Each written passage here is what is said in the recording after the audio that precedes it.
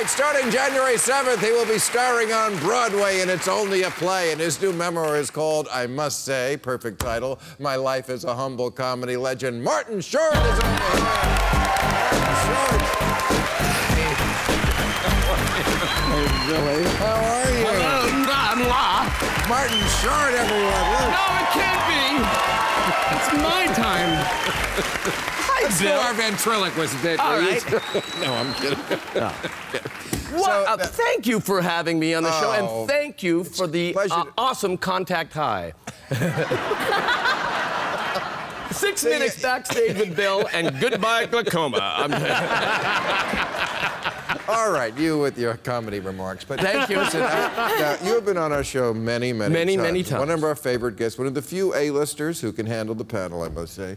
But tonight is different, because tonight you wrote a memoir. I did. So this is about you. It's hard for you to talk about you. It is. Yeah. How 1972, Godspell. It all seemed before me. Oh. How did you get the courage to work up to talk about yourself? I mean, I don't know. It's a whole different me. Yeah. No, I think that this is a fascinating. I love Larry David's quote. What a wonderful book. If only it was about someone else. Yeah. Well, I read it from cover to cover. I devoured it like a fine tofu. I told you about that. And yes, we had dinner a few weeks ago. We did. And I picked up the tab, but go on. I'm sorry about those things I broke in the restaurant. Anyway, the thing I was telling you at dinner was that I found so many things in this book where we had areas in common I did not know about. Yes. Like, neither one of us had a father who sat at the table during dinner. Mine, because he was working. Yours was in the next room. No, he was in the same room. That is so weird. Well, no, I'll tell you, because my father was born in Crossmaglen, County Armagh, in our Northern Ireland. And he kept the old ways. He'd have his big meal at lunch. So when he'd come home from the office... What? No, I know. When he'd come home from the office, he'd have a gin and ginger, no ice, one of many, and sit there and just kind of attack us as we were eating. And you don't see that as weird, no matter what country he's from? He could be from Neptune, and that would be odd. That the man sits in the same room but does not eat dinner with He'd be reading the newspaper, and he'd just look and say, Marty, don't shovel the food in like an animal, dear. Don't, you know. Or he'd stand up and say, Michael, keep eating. I'll make sure the dogs don't get at you, you know. Strange. All right, the second thing we have in common is that we both spent a lot of time in our room as children imagining we had a TV show. I mean, you imagined, what was it called? The Marty Short Variety Hour. Oh. I was on NBC every other Tuesday at 8. They wanted me every week, but then I didn't have time for my imaginary film career. And that's really why you actually have a TV career, isn't it? Because you... Well, but it was interesting because I was in Canada. It didn't seem realistic to pursue anything. So I wanted I went into medicine. No, really, I was going to be a doctor because I was a fan of Quincy, but it wasn't enough. You know, I mean, Well, you got the American TV show. Yeah, we got all the American shows, and we got Canadian networks and the British television. And I think that's why so many satirists come from Canada. And, okay, so the third thing I think we have in common is that people think we're Jewish and we're not. No. No. We were both raised Catholic. Yes, Dominus Vobiscum. Yeah. No, it's true. My father had my best friend. I had a lot of Jewish friends. All my friends were Right, Jewish. sure, we know Jews. Yeah. We're not disowning the Jews. No. We're just saying people think we're Jewish. My friend Mitchell... Why do you think they think we're Jewish? Well, because I think we're thrifty. Again with the dinner. Okay. No, I don't know. I mean, I have no... Why do people think you're Jewish? Nose. My nose. I think it's the nose. Yeah. I think they think my nose is Jewish. I do. I think they think I'm a Jew. I'm funny and I have a big nose. Well, my nose isn't like a pug here. I mean, it's... but you don't have...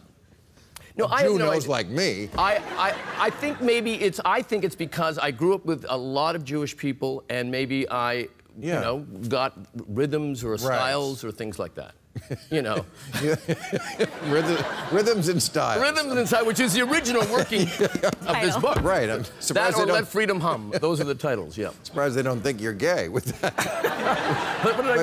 But the other thing I loved of the book was the description you were referring to earlier of, like, when you started in Toronto, you call it kind of like a Paris in the 20s feeling. I was almost jealous reading about that. And all the people who you started with who are now famous, I mean, Paul Schaefer, the people you were in Godspell with, right. Victor Garber, all the SET Gilda people. Radner. Gilda Radner, your first real love. Andrea Martin. Did people know that the first real love of Mr. Martin Short was Gilda Radner? That's true.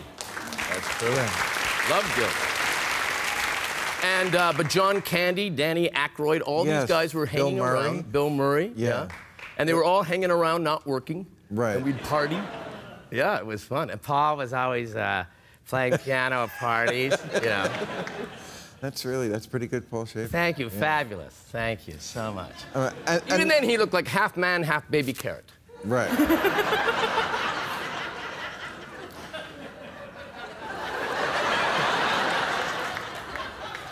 And then you talk about, of course, your real love, your beautiful wife, and you know, you talk about loss. I mean, you lost your brother, you lost your parents, you lost your, and you somehow always are able to maintain your happiness. And I mean, your book almost made me cry there at the end, because you say people are trying to set you up on J-date for once and for all. I'm not Jewish, you say. But you know, you still talk to your wife. You know, it's hard for you. I think one of the worst thing of losing someone. My wife and I were together for over 36 years, and I think the worst thing when you lose someone is the assumption that now, oh, you're not to talk about her, no one mentions her. It's like she didn't exist. And right. one of the reasons I wanted to write this book is I wanted to make her come back to life. And you really did. And well, that's okay. So, and there's a part of it where you say, you know, that I mean, you're not a religious person. No. But you had an experience when your brother died that was almost spiritual, because before you knew he died, you felt awful, like a half hour before you got the news. I did. How do you explain that? I can't explain it. It's never happened since. But it's not one of those things where you have a dream and you dream that the person who's passed visits you and you feel better the next day, because a scientist could explain it one way and a spiritualist the other. But certainly, when my brother David died that morning, I was at camp and I felt weird and I felt like something strange and I couldn't explain it. And I'm not ever depressed, and I was kind of depressed.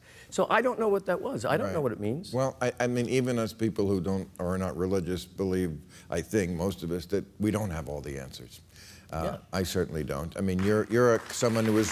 I think we have 3 people on the panel who were born Catholic and have given it up, and 1 person who stuck with it. The gay one. Yeah, why the gay one? That's the big question. Why, of all the people, to stick with it? More of a challenge. More of a challenge, okay.